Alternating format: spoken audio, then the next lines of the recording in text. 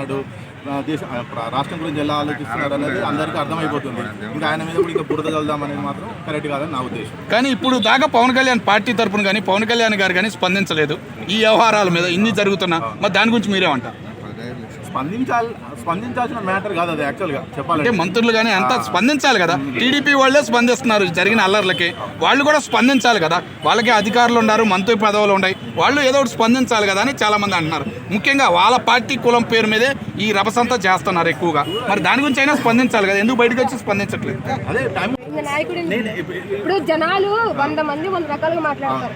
ఒక్కసారి ఏపీ ప్రజలు తిండికి తిప్పలేకుండా ఎప్పుడు కూడా అనేది ఒకటి రాంగ్. చాలా మంది ఏం చేస్తారంటే నాకు అర్థమైంది ఈ యొక్క ఏమంటారంటే జనరల్ గా భారతదేశం బీద దేశం, భారతదేశం అడుగుతున్న దేశం, భారతదేశంలో చాలా మంది దిగువ దారిద్ర్య రేఖ ఉన్నది. ఇదన్నీ సెంటిమెంట్గా క్రియేట్ చేయడానికే తప్ప ఇప్పుడు మన ఆంధ్రప్రదేశ్లో అడుగుతునే వాళ్ళు అనేది అట్లా అంత దిగువ రేఖ ఉన్నది అనేది అది అబద్ధం. ఎందుకంటే ఏదైనా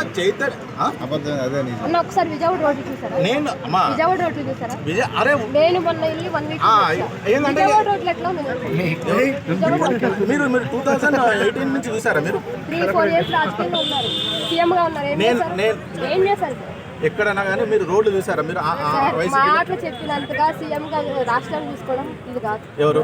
ఎవరైనా చంద్రబాబు నాయుడు ఆయన పరిపాలన గురించి మీరు మాట్లాడుతున్నారు. 3-4 ఇయర్స్ గురించి కాదమ్మా, ఏం చేయలేదు కాదండి. 2-3 ఇయర్స్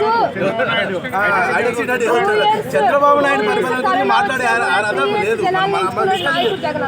అందుకే 11 సీట్లు వచ్చినాయమ్మా. ఇదిగోనా సింగిల్ అని అంటున్నారు. ఒక్క సీటు కూడా లేకుండా పోతున్నారు కదా జగన్మోహన్ రెడ్డి గారు. దీని గురించి మీరే ఉంటారు ఒక్క మాటలో? సింగిల్ అంటే నేను ఎప్పుడైనా లాస్ట్ కి సింగిల్ అయినా మిగిలిపోతాడు. ఓకే అన్న, థ్యాంక్ యూ.